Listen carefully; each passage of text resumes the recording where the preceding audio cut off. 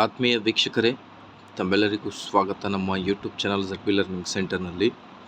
ಇಂದಿನ ಈ ಒಂದು ವಿಡಿಯೋದಲ್ಲಿ ಕರ್ನಾಟಕ ರಾಜ್ಯ ಸರ್ಕಾರಿ ನೌಕರರ ಬಹುದಿನಗಳ ಬೇಡಿಕೆಯಾದ 7ನೇ ವೇತನ ಆಯೋಗದ ಕುರಿತು ಕೆಲವೊಂದು ಇಂಪಾರ್ಟೆಂಟ್ ಅಪ್ಡೇಟ್ಸನ್ನು ತಮ್ಮೊಂದಿಗೆ ಶೇರ್ ಮಾಡ್ತಾ ಇದ್ದೀನಿ. ವೀಕ್ಷಕರೇ, ದಯವಿಟ್ಟು ವಿಡಿಯೋನ ಕೊನೆಯವರೆಗೂ ವಾಚ್ ಮಾಡಿ. And also request please like this video, subscribe to our channel and turn on the bell icon for all the latest update. ಮಾನ್ಯ ಮುಖ್ಯಮಂತ್ರಿಗಳಿಗೆ ವರದಿಯನ್ನು ಸಲ್ಲಿಕೆ ಮಾಡಲಾಗಿದೆ. ಸೊ ಹಾಗಾಗಿ ಅನುಷ್ಠಾನ ಆಗುವುದು ಯಾವಾಗ ಅನ್ನೋದರ ಬಗ್ಗೆ ಒಂದು ಕುತೂಹಲ ಇರುತ್ತೆ ರಾಜ್ಯ ಸರ್ಕಾರಿ ನೌಕರರದು. ಅದರ ಜೊತೆಗೆ ಕೇಂದ್ರ ಸರ್ಕಾರಿ ನೌಕರರು ಕೂಡ ಒಂದು ಗುಡ್ ನ್ಯೂಸ್ ಇದೆ. ಏನಿದೆ ಅಂತ ಡೀಟೇಲ್ ಆಗಿ ನೋಡ್ತಾ ಬರೋಣ.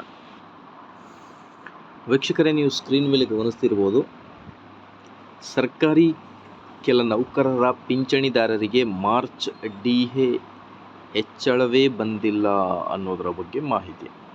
ಸೊ ಮಾರ್ಚ್ನಲ್ಲಿ DA ಇನ್ಕ್ರೀಸ್ ಮಾಡಿದೆ, ಅದರ ಹೆಚ್ಚಳದ ಒಂದು ಸ್ಯಾಲ್ರಿಯಲ್ಲಿ ಆ್ಯಡಪ್ ಆಗಿಲ್ಲ ಅನ್ನೋದ್ರ ಬಗ್ಗೆ ಒಂದು ಮಾಹಿತಿ ಇರುತ್ತೆ.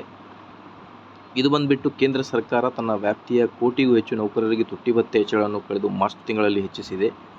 ಹೀಗಿದ್ದರೂ ಸಹ ನೌಕರರು ಹಾಗೂ ಪಿಂಚಣಿದಾರರು ಮಾರ್ಚ್ ತಿಂಗಳ ಪರಿಷ್ಕೃತ ವೇತನ ಸ್ವೀಕರಿಸಿಲ್ಲ ಎಂದು ವರದಿಯಾಗಿದೆ ಅಂತ ಹೇಳ್ತಾ ಇದ್ದಾರೆ. ಸೊ ಕೇಂದ್ರ ಸಂಪುಟ ತುಟ್ಟಿ ಭತ್ಯೆ ಹೆಚ್ಚಳಕ್ಕೆ ಅನುಮೋದನೆ ನೀಡಿತ್ತು. ಮಾರ್ಚ್ನಲ್ಲಿ ಈ ಬಗ್ಗೆ ಘೋಷಣೆ ಆದರೂ ಸಹಿತ ಕೆಲವು ಸರ್ಕಾರಿ ಸಿಬ್ಬಂದಿ ಏಪ್ರಿಲ್ ವೇತನ ಬದಲಾವಣೆಗಾಗಿ ಕಾಯುತ್ತಿದ್ದಾರೆ. ನೌಕರರು ಮತ್ತು ಪಿಂಚಣಿದಾರರು DA ಹೆಚ್ಚಳದಿಂದಾಗಿ ತಮ್ಮ ಮಾರ್ಚ್ ತಿಂಗಳ ಸಂಬಳದಲ್ಲಿ ಏರಿಕೆಯಾಗಲಿದೆ ಎಂದು ಅಂದಾಜಿಸಿದ್ದು, ಆದರೆ ಈವರೆಗೆ ಹಿಂದಿನ ತಿಂಗಳಿನಂತೆ ಸಂಬಳ ಪಾವತಿಯಾಗಿದೆ ಅಂತ ಹೇಳ್ತಾ ಇದ್ದಾರೆ.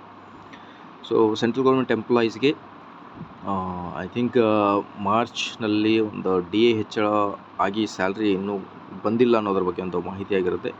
ಸೊ ಆದಷ್ಟು ಬೇಗ ನಮ್ಮ ಕರ್ನಾಟಕ ರಾಜ್ಯ ಸರ್ಕಾರಿ ನೌಕರರಿಗೂ ಕೂಡ 7ನೇ ವೇತನ ಆಯೋಗ ಅನುಷ್ಠಾನ ಆಗಲಿ ಅಂತ ಹೇಳ್ತಾ ಈ ವಿಡಿಯೋನ ಇಲ್ಲೇ ಕಂಪ್ಲೀಟ್ ಮಾಡ್ತೀನಿ. Thank you.